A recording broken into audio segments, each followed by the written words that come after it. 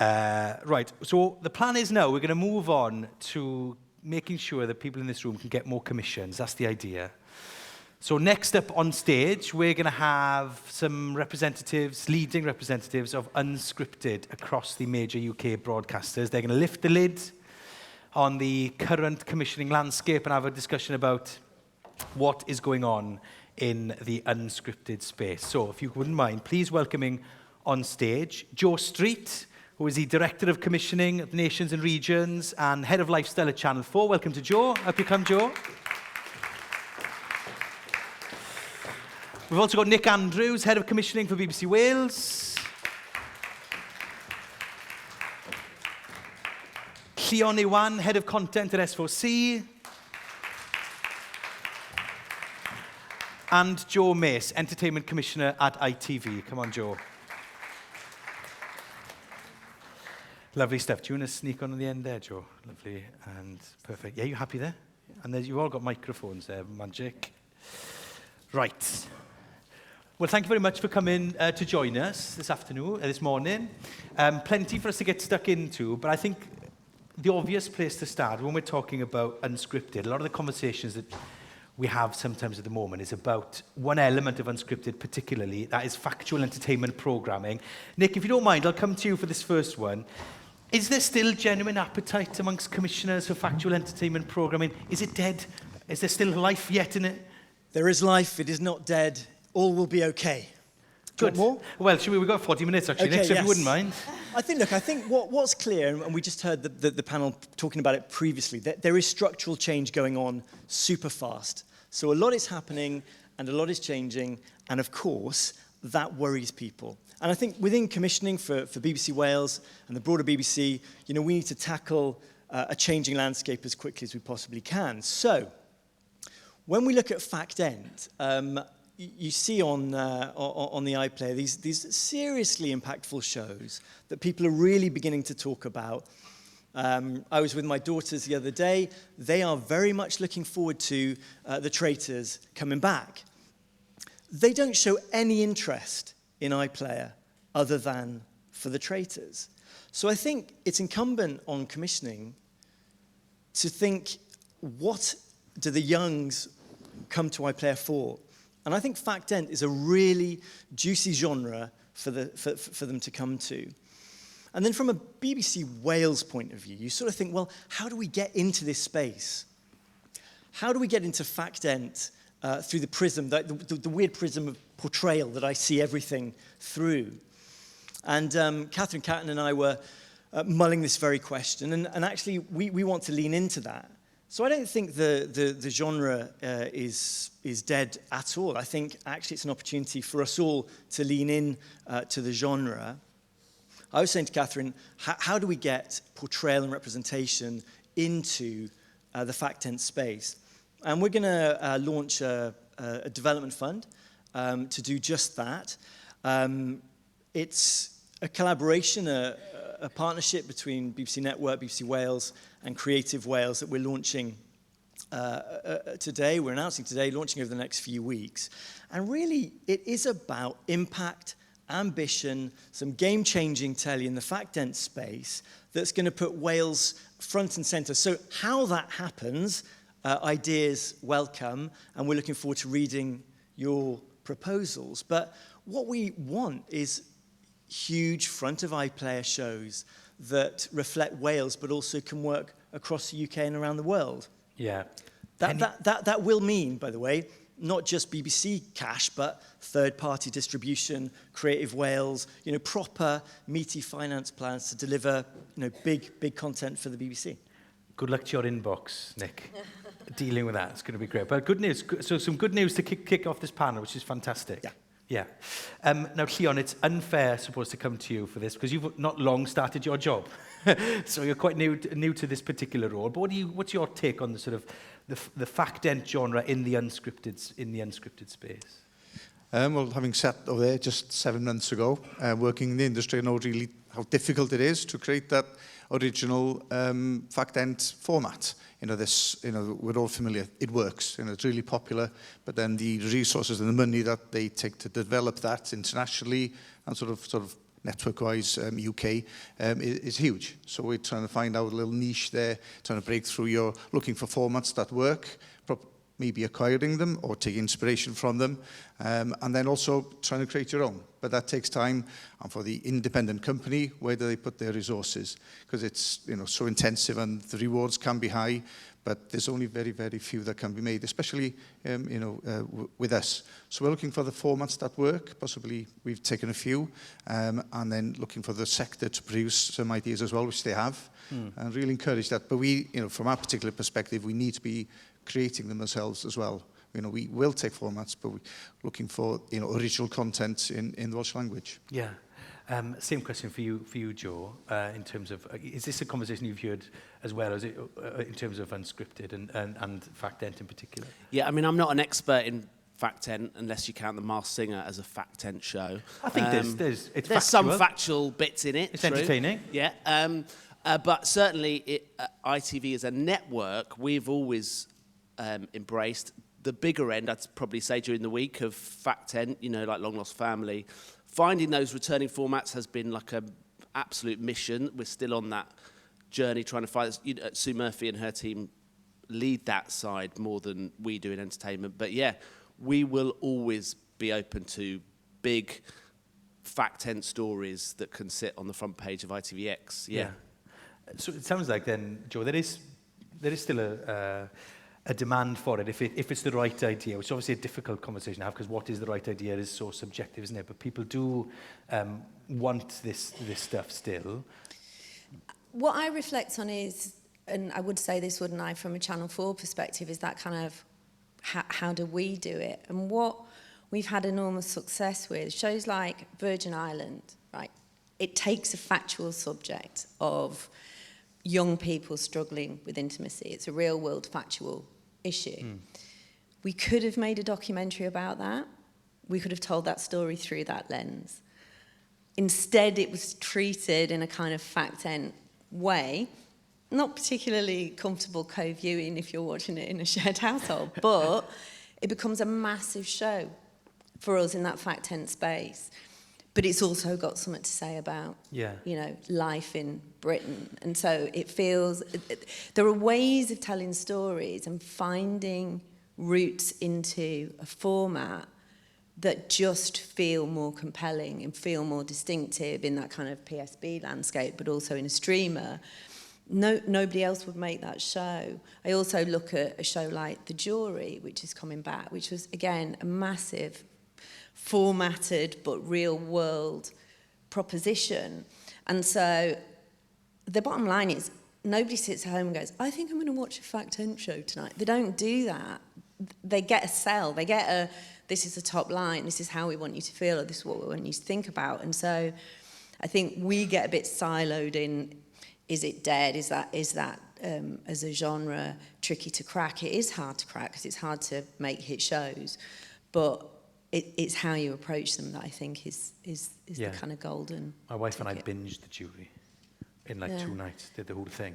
But it's interesting, isn't it? Because it's asking a question of you as well, but it's incredibly entertaining and uncomfortable and puts you in a different position. And that's sort of the challenge, I think, especially in a streamer world where we're all fighting for relevance and to feel like we are distinctive and doing stuff that we feel proud of. Broadening it out then from just the FactEnt sort of genre, if you will, what are you saying, Joe, whilst I've got you, that in unscripted space more generally, do you like the look of? You think, oh, this is doing really well. This is the sort of thing that we can see more of in the coming years. Do you think?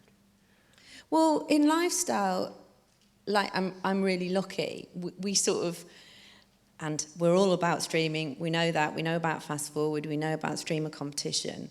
A lot of people still watch telly and still watch telly when we put it on. And lifestyle kind of comes on air at 2:10 in the afternoon with Countdown, and you will find our content throughout the day until 10 o'clock. In amongst all of that, we have shows. Would they be flagged under a genre Ofcom capture tab as FactEnt? Probably not. Are they factual and are they entertaining? Hell yeah. some of the biggest shows on our slate are still doing massive numbers overnight, and also starting to get traction on streaming as well. So, you know, we have a show like Renovation Rescue, which Stacey did first series, and Vogue and Luke are doing this series. It's home renovation. It's absolutely our core. It's what Channel 4 is known for in many ways, property. But it's a reinvention. It delivers for us on streaming. So I think you can find hits any way you look. Yeah. Trying to find hits then, Nick, in terms of, you know, the people listening to us today and here today, thinking about how to get that network hit made in Wales. What is that relationship like at the moment between people trying to work and make this happen from Wales, where a lot of the power sits in London? What's that relationship like at the moment, do you think? Yeah, I mean, look, I don't want to be too tiggerish about it, because I can come across like that. But we are really enjoying working with our network colleagues in commissioning. And when we look at the past year or so, the way in which Wales content has had impact on iPlayer has been game-changing, both, you know, scripted and unscripted. Our iPlayer figures are up 8%. We just won, and thank you to everyone who was involved in projects, 12 BAFTAs this week, which was a terrific turn for us. And a lot of those shows were co-commissions.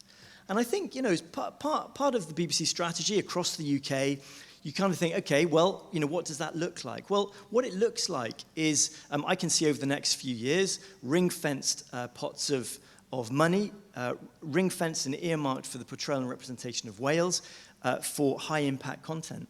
Yeah. I can see it's 50-50. And I can also tell you now that the team of commissioners that I work with, you know, Sean, Julian, Sorrel, Paul, are embedded within the network teams in a way that they haven't been before. And over the past 12 months, that's changed too. So I'm really optimistic about co-commissioning. I'm really optimistic about the way in which we're working with the network. And I think, you know, like the FactEnt fund that we're launching today, it's 50-50 from the start. 50-50 into the development of the shows, 50-50 budgets. So I'm really, really pleased. And I think the strategy is really clear, you know, for the BBC. We're looking for those high-impact shows, and we are obsessively looking to get Wales represented, you know, here and around the world on those shows. So nothing's really changed. And Joe, when somebody comes to you with an entertainment idea, do you ever think about where it's coming from, or, you know, honestly, or do you just look at it as the content itself? No, just the content. You know, we are, you know, we're as hungry for good ideas as ever before, and so we'd be ridiculous to be choosy about where they come from, and. You know, I think in the last couple of years, we've had a bit of success in trying to make studio shows in Cardiff, which we hadn't done before. So a big shout out to anyone who worked on Puzzling through Potato here in Cardiff. That's hopefully coming back. And a local post house like Gorilla, who really shone as a consequence of working and collaborating with them. We also did Pictionary, and trying to make studio shows anywhere in the country is a collaborative effort, but I feel like we've made some steps in the right direction in that way. It's not necessarily local IP, and that's another step that we want to take. And we do a scheme called Amplify the Regions, where we work with production companies in the regions and try and give them development money to help supercharge that. So it's sort of like a multi-layered approach, really, to try and find those ideas and try and find the skills to execute them. And we're going to have some specific thoughts from the panel in a bit about when it comes to pitching and getting your ideas out. We'll definitely come on to some more specifics in a sec. But let's actually talk about things that we make, Llion, right? Which is why we're here, right? Because people like making stuff. And the nature of the way people are making stuff, the way people watch it is changing, I suppose, because of obviously the work of the streamers, but also AI. It's going to be a part of the conversation in the next couple of days. You've already been working in this space a little bit, and tell us a little bit about your experiences of using AI, because some people are a bit afraid of it or a bit concerned about how it's being used. Tell us a bit more. The use of AI, or generative AI more specifically, is here and it's not going away. There are dangers and pitfalls, and as a broadcaster, and I'm sure the other broadcasters will agree, we have guidelines, and the main headline is talk to the Commission from day one. But having said that, I'm convinced, and I know that there are huge opportunities creatively, and in our case, as a broadcaster with fairly limited budgets, how do we punch through? How do we tell that story distinctively? And the clip we're going to show you in a while is the one that I made as a producer. And it's not just having a good story, it's how you're going to tell the story. How you're going to make through on your budget. And that's the pitch from the beginning. It's a 40-year-old murder case, but we're not going to tell it with talking heads and archive, because it's been said many, many times before. We're going to be using the AI to deep dive into the case. And in this particular case, there's a court case, there's a 20-year investigation by the police, there was an appeal. So the documents were huge and numerous, and it's impossible for the team of 2 and a bit people working on it to have gone through them. But you could do that. You could analyse the 4 post-mortems really minutely and ask questions. And this all led to genuinely new revelations about the case being revealed, which I won't. It's been broadcast in a month on SLC. So make sure you watch it. But let's have a little sense of that, what that looks like now with a little clip from the programme Llion was just telling us about. It was just after midday when Miss Murrell returned home. But unknown to her, there was an intruder in the house. Gath I abductio a di bundlo hi mewn I char ei hun. Dragged out or forced out of the car. I mewn I goedwig, stapio hi sawl gwaith, a wedyn gadael hi I farw. It was the biggest murder inquiries in British history. Ymgyrchraig feiddiau ddeud peryglus. Oedd Hilda Morel yn cwestiynu y diwydiant nuclear. She knew she had dangerous stuff. She said, where do you get papers published that the government doesn't want published? Oedd I nephew hi, Robert Green, yn Fleet Intelligence yn y Falkland. Bod nai Hilda Morel wedi bod yn allweddol yn y broses o suddo'r Belgrano. A falle bod I fodryb wedi dod I wybod am y cyfrinach yma. Unrhyw fath o gwestiynu grym, mae'r geg yna'n by gael ei chau tydi.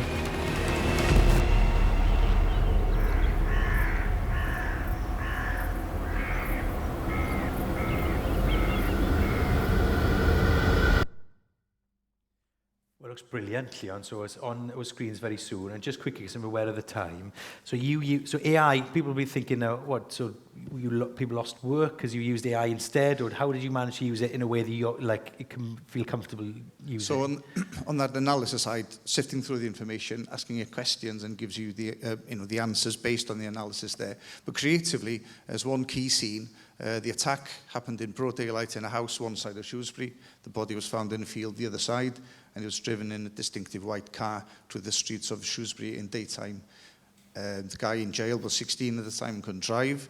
We had lots of eyewitness statements, but I wanted to illustrate the journey so that you can understand, driving that white car with a woman who's attacked, still alive, in the front seat. You're 16, very small. All the eyewitnesses, big, burly man. So you're able to illustrate that just to make it really stand out how incredible, to say the least, that was. So it's that using the AI and also in many other parts of key elements of the scenes. So you're having your talking heads, some archive, but also having to illustrate those as well within your budget. That's the key point.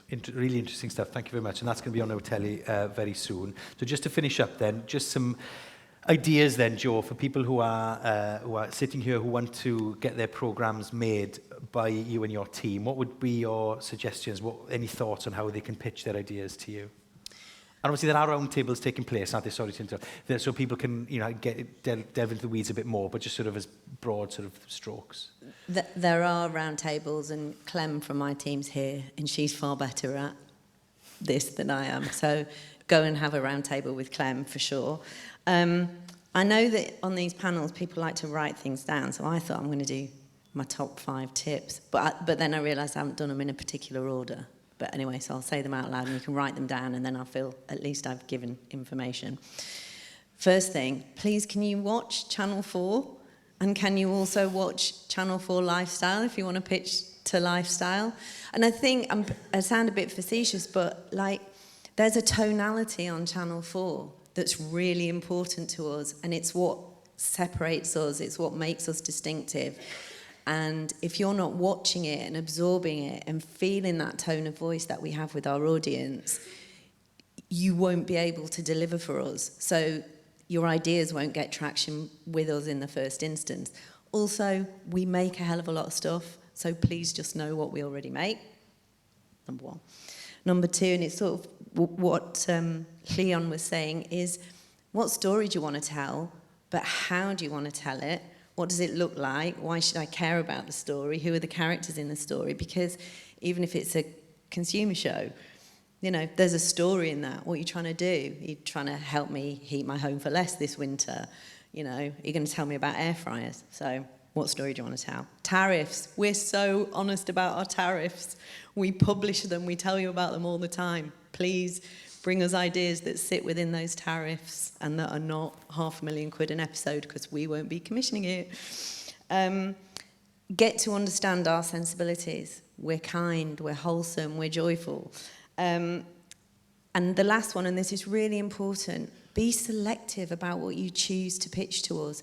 Like, if you have a meeting with any of my team and you rock up with 10 or 15 things that you want to talk about, that limits your credibility. If you think all 10 or 15 ideas are right for us, we will go. They won't be, because how do we keep listening at idea 7, idea 8? It's like, so it sometimes more feels like more. Honestly, less is more. And I'm going to play a clip of a show, and it's not from a Welsh indie, but I hope, like this time, the next time it's a Screen Summit, it will be. But it is from a very small Scottish indie. And you asked the question earlier about, commissioning out of London versus in London. This is a show, it's a small Scottish indie. Delightfully, it's made in Scotland, it's filmed in Scotland, it's got on-screen representation as well. She sort of did all the things on that tick list. So if we could play my clip, that would be great, and then I can speak to it after. Great title as well for this one, Jo, if I may say so. Yes, it's called, Tom Daly will tell you what it's called, though. A new generation of knitters are taking the world by storm. With just 2 needles or a hook, they are testing the limits of creativity. And 10 of the nation's most talented are joining me in Scotland to battle it out stitch by stitch to secure the ultimate crown. Each week, they will face 2 mind-blowing challenges right here in our magical yarn barn. Oh, wow! Wow! Look! The solo challenge will test the knitter's individual talent and skill. I think those are going to look visually very pleasing. While the team challenge will see them collaborate on a scale never seen before. Is it straight? What do I care about straight? Nothing escapes the forensic gaze of judges Di Gilpin and Sheila Greenwell. Softly spoken, but with eyes sharp as steel. I will be looking at the smaller technical details. I want to see that creativity coming out. Oh my gosh, Sheila! I always cry when I see something beautiful. 10 knitters, 8 weeks, 16 spectacular challenges, and 1 ultimate champion. Quite a lot of sheep petting happened on that. Can I just ask, Jo, where's my jumper? Do you think I could pull that off? Like the Tom Daly the look? fashion in this series. There's something for everybody, I think I can say. This was initially pitched, so it's from a company called Hello Halo, and Wendy pitched it on paper. I was like, as if I'm going to commission a show about knitting. Like, it sounds really boring. There's no jeopardy in it. And she's like, I'm going to do a taste. I'm going to prove that it is exciting, it is dramatic, and it can be warm and funny. And she did, and they actually used AI on their development pitch. I think I'm right in saying they'd kind of got AI to wrap a building in wool. That was then translated into the pre-titles. Graphic designer then took that idea and ran with it. But she didn't come in and pitch 15 things. And I went, out of all of those, you know what, I'll go for knitting. She cared about one thing.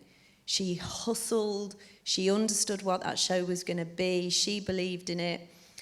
And she worked with Clem. Clem has expertise and experience in delivering these kind of cosy competition shows. Commissioning a big show is an act of trust, first and foremost. Do I trust my commissioner? Yes. Do I trust Wendy? Had she delivered to Channel 4 before? No, she hadn't. She delivered a shit ton of shows to me in another life on another channel. I knew she could make telly. And so Clem and I go into Ian and go, we're going to make this show, okay? Like, okay. And then he saw someone on the tube knitting and went, oh, it really is a thing. It's like getting a big idea away is really hard, and it's a massive team effort, and it's about trust, it's about relationships. But it's also about your belief in your idea and focusing in on that thing that you really want to make for those big shows and those big plays for us. So, yeah. Great. I see lots of people scribbling down your 5 things. That's good. Nick, same question to you. Thoughts on just tips for people who want to come and pitch to you, especially with your announcement today as well? Yeah, well, those details will be online, and there are plenty of details to read about and find out a little bit more about. Look, I think we're here. We're on the ground in Wales. We were in Carnarvon last week, launching the Our Lives strand. I would hope that, frankly, all of your 5, I would completely agree with, except for the Channel 4 tone, just not Channel 4 tone. But look, I think we're an incredibly accessible team. I'd hope that we would be engaged from the beginning. So we're asking people really to directly email us. That's fine. Work through the PCOS system if you want. I think the key thing for me, and something I've learned over time really from my previous life in development, is actually the importance of the relationship with the commissioner. And the idea that you might meet someone cold with an idea, it feels wrong now. I think that I've seen so many successful ideas come through a conversation, and then a sort of a relationship. And then I think I would keep commissioners accountable.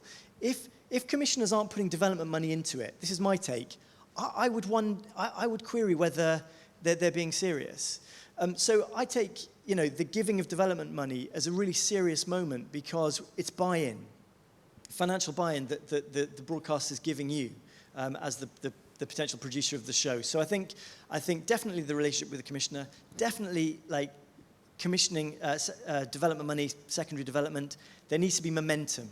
And if you're not feeling momentum, that's probably because it may not be going in a direction that anyone particularly wants. So I would, momentum, relationship, and development cash. Yeah, and Joy, you want to pick up on something there? Yeah, because one thing I'm really noticing, and it's interesting if your experience is the same thing, I agree on this point about development money. Like, we are not swimming in pools of cash. So if you get development money, it's because we're interested and there's something there.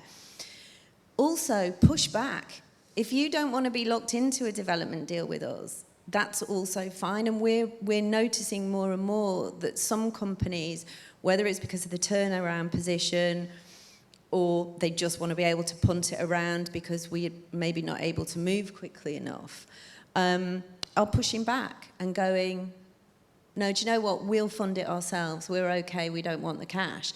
And that's also fine. We should not have all the power. And it really feels sometimes I imagine, and from what producers tell me, that it does sometimes feel like that. So I just would have your power where you've got it, and if you've got an idea, don't always take the cash if it's not the right thing for you at that time. Joe, for you then, if someone's listening and wants to come and talk to you about an idea, what are your top tips? Bribery. Yeah. And what are we talking in terms of bribery? Hard cash. Yeah, cold hard cash? Yeah, no. I think the watchword for us is collaboration. We pride ourselves on being good collaborators. You know, we're partners in every show that we end up making, but we're also partners in every development that we do, whether it's funded or not. We dedicate a lot of time, a lot of thought, a lot of teamwork to discussing ideas, getting to the bottom of them, and then working with you as producers, whether you're new through the door or whether you've made loads of shows for us before. It's a really key skill, I think, to if you feel like you're able to, in that sort of sharing, kind of growing an idea together. It doesn't always have to be, 50-50. You can have the passion and we can follow you. But I think that's a cornerstone of what we do. And I think collaboration full stop. Like, I'd like to collaborate more with other channels. I'd like the Traitors to be on ITV occasionally, that sort of thing. But I think we also go on development journeys with people. So we're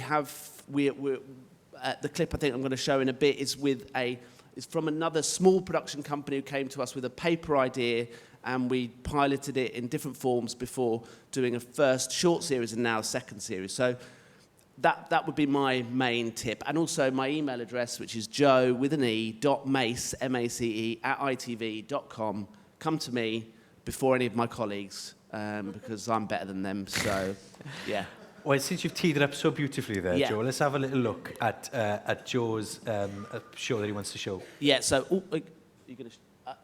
this is called Ramesh Ranganathan's Parents' Evening, and the company is called Rangaby, and they came to us more than 12 months ago with an idea about a game show that was about parents and their kids, and they also involved Ramesh, but you don't have to involve a comedian in every idea.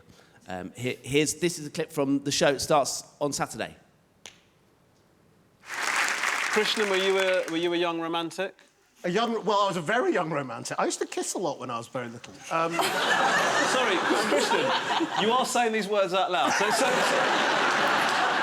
There was a particular person. I used to kiss my teacher at nursery.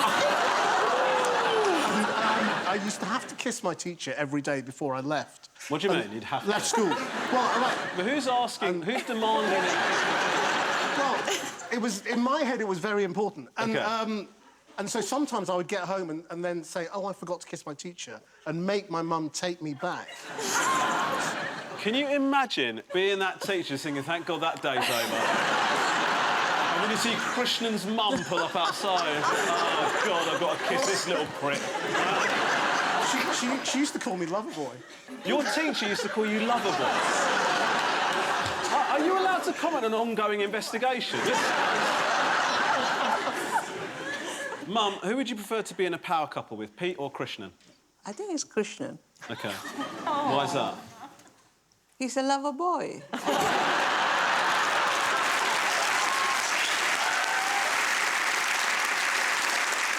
Oh, that was horrible.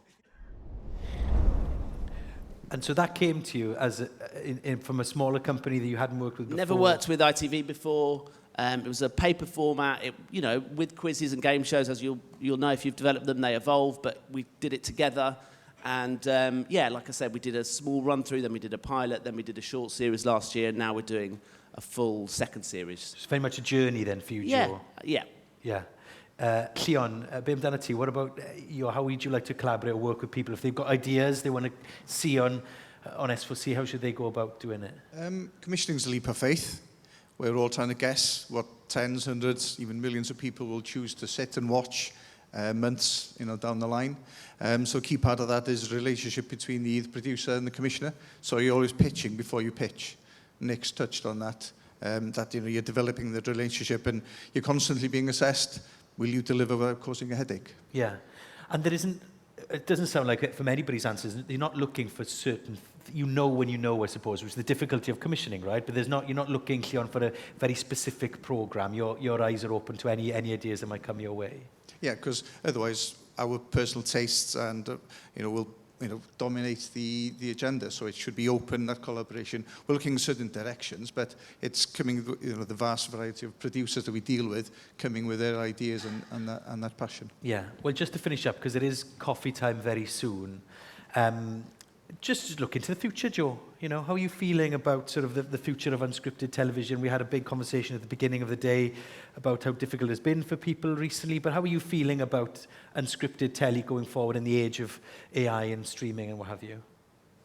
I feel delighted about it because it's what I love, and I get paid to do what I love, which is such a privilege. I think there are so many opportunities. I do actually need to give a shout out to the DIF fund, the Diverse Indie Fund, because there's a whole massive brief at the moment for diverse-led companies. It's on the For Producers website, so I'm not going to go in massive detail, but there's a particular focus in the immediate term, deadline 31st of October for high-impact singles.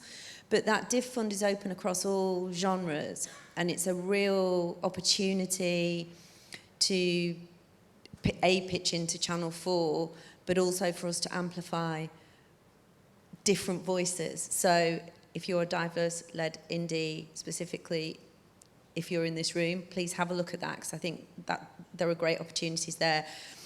In lifestyle, we have done 2 series of narrow escapes in daytime through that route. So there's loads of details, so I won't go into that. I think my point about know what we do, we're known for property. We will always look at property, but what else? Clem's doing her roundtable. She'll be much more kind of prescriptive. We have schedules to fill. We make, nearly 2,000 hours worth of content a year. We're commissioning exclusively from nations and regions companies for for daytime. So that's protected spend that is open to producers in this room. My team pretty much commissions only from nations and regions producers, probably because of my own instincts and feelings. So I know it's hard. I'm not trying to diminish how tough it is. Everybody's commissioning fewer. Everybody says they want bigger, better, faster, more. When did we never not say that? It's harder to cut through. Be authentic, be meaningful, think about talent, and specifically for us, think about tone. Yeah. Nick, same question for you, I suppose, just to finish up, how are you feeling about the future of unscripted TV? Yeah, well, BBC Wales is working with about 35 indies at the moment, which is really terrific. So we're excited about those commissions. We're seeing really good numbers in unscripted. Thinking about SOS Extreme Rescues or Crash Detectives, back in the day. So working with Nimble, and we've got Dadlin here in the room as well, and many others besides. So we're quite clear about the strategy. It is working. We're maintaining our reach. We're growing digital. So I think we're not going to course correct. We're going to continue as we're doing. Up to 8 briefings this year alone. So I feel like the information's out there. That the guys will be on roundtables later for specifics. I think the across the UK strategy that the BBC is driving through is good news for the nations, and meeting my colleagues in Scotland, Northern Ireland, so Louise Thornton and Eddie Doyle, there's a sense of quiet optimism that where we're headed is to quite a good place from our perspective. So thanks to the producers here really who are bringing some amazing stuff through. And Llion, it must be interesting for you having crossed, I'm not going to say to the dark side, but having crossed from producing to now being in charge of choosing what gets made and things. How are you feeling about? Has your outlook changed? How are you feeling about the future? It's possibilities, because our industry has always been driven by advancements in technology. That's true from the first films ever made, and it's giving us just a greater choice of the content to be made. And digital, digital should not be there to promote the linear schedule. It could be linked, but it should stand on its own feet. And increasingly, just looking for our pitches that we receive to include that digital element, because it's not just the future, but it's here. Yeah. And then, Joe, to wrap us up. Yeah, I mean, I would just say, you know, we're passionate as a public service broadcaster in the fight against the evil empires in Silicon Valley to try and make sure that we are representing everybody in this country in the, you know, showing them in every light possible. And we'd like to meet producers who are as passionate as that going forward. And we're up for it. We've got some amazing shows coming next year, and we're already thinking about 27 and 28. We'd love to have that conversation with producers in this room. We're optimistic, you know, maybe that's, you know, madness, but and also if someone could just switch YouTube off, that would be helpful. But yeah. Well, listen, thank you very much, everybody, for your thoughts this morning. It's been lovely sitting and chatting with you. So if you wouldn't mind giving a big round of applause to Joe, Nick, Llion and Joe. And I tell you what, if you want to sneak off back to the green room, that'd be amazing.